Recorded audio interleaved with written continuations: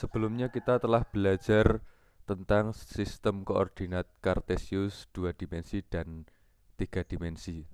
Kita review sedikit. Sistem koordinat Kartesius dikenalkan oleh seorang matematikawan bernama René Descartes. Digunakan untuk menunjukkan kedudukan atau posisi sebuah titik pada bidang dengan dua bilangan, yaitu absis dan ordinat yang ditulis x, y. Itu untuk sistem koordinat Kartesius 2 dimensi. Seperti ini gambarnya. R2 sama dengan X1, X2, di mana X1, X2 elemen R atau real.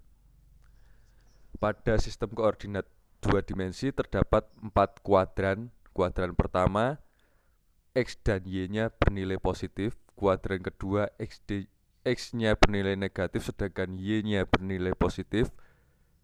Kuadran ketiga, X dan Y-nya bernilai negatif. Dan kuadran keempat, X-nya bernilai positif, Y-nya bernilai negatif. Titik pusat 0,0 disebut dengan origin.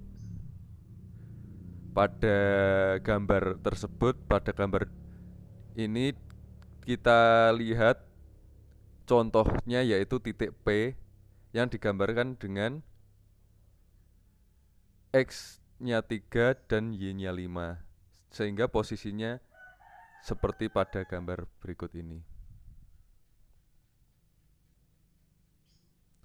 Nah, sistem koordinat Kartesius 2 dimensi dapat diperluas menjadi sistem koordinat Kartesius 3 dimensi yang digunakan untuk menggambarkan suatu posisi di dalam suatu ruang.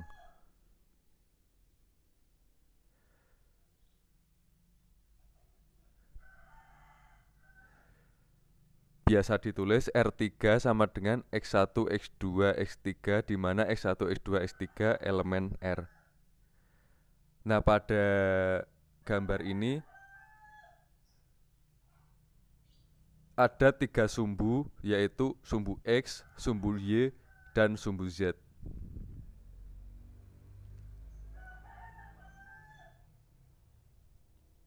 Sehingga kuadrannya pasti lebih banyak daripada sistem koordinat Kartesius 2 dimensi.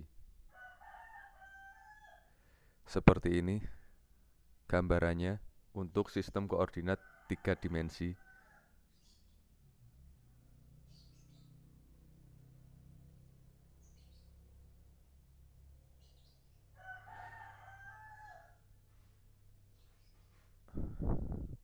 Kemudian kita telah belajar juga di contoh berikutnya, yaitu tentang garis. Setiap titik dalam koordinat Kartesius dapat dihubungkan oleh segmen garis lurus. Pada contoh ini, titik A dan B dihubungkan dengan garis AB.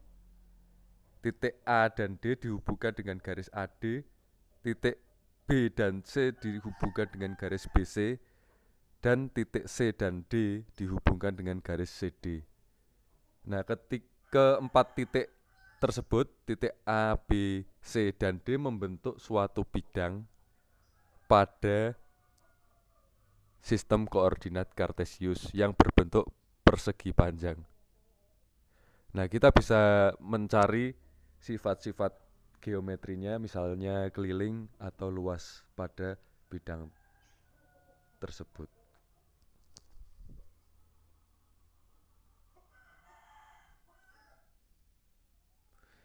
Kita juga udah belajar tentang jarak antara dua titik. Secara umum, misalnya kita ketahui titik A, A1, A2, dan titik B, B1, B2.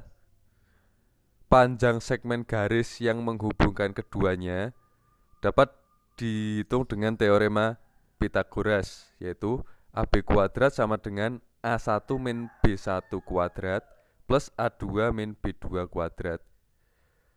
Sehingga jarak kedua titik tersebut adalah harga mutlak dari AB karena jarak bernilai positif sama dengan akar A1 min B1 kuadrat plus A2 min B2 kuadrat. Kita akan berikan contoh, misalnya kita punya bidang kartesius atau sistem koordinat kartesius 2 dimensi seperti ini.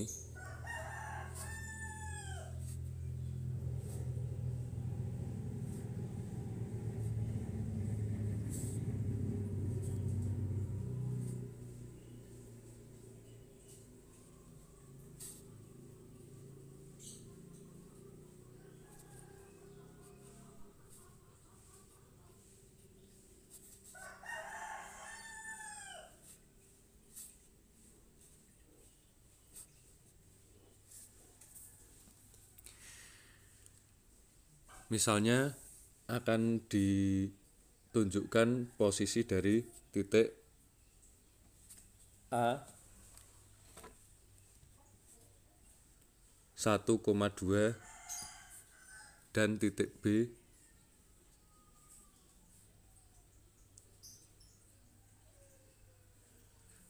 titik A min 1, min 2, kemudian titik B 2,3. Titik A min 1,2 berarti karena nilainya negatif semua, titik A berada di kuadran 3, yaitu di sini. Min 1, X-nya min 1, kemudian Y-nya 2. Titik A. Kemudian titik B 2,3. Karena nilai X dan Y-nya positif, berarti dia berada di kuadran pertama. 2,3.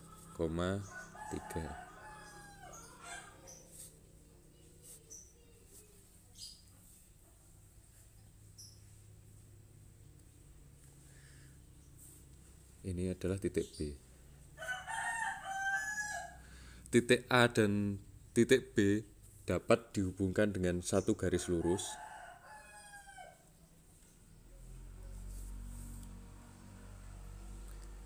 Yang dapat kita cari jaraknya atau panjang garisnya atau panjang segmen garis lurusnya dengan teorema Pythagoras.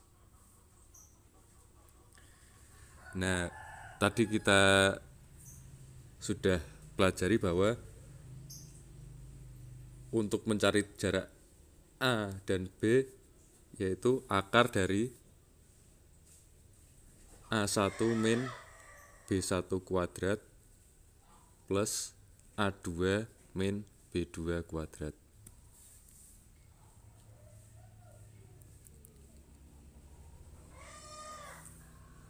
Pada titik A, A1-nya adalah min 1, A2-nya adalah min 2. Sedangkan pada titik B, B1-nya adalah 2, B2-nya adalah 3. Sehingga kita masukkan saja A1-nya min 1 dikurangi B1 adalah 2, kuadratkan plus A2 adalah min 2 dikurangi B2-nya adalah 3, dikuadratkan. Sama dengan jarak A ke B adalah 9 ditambah 25. Akar 9 plus 25.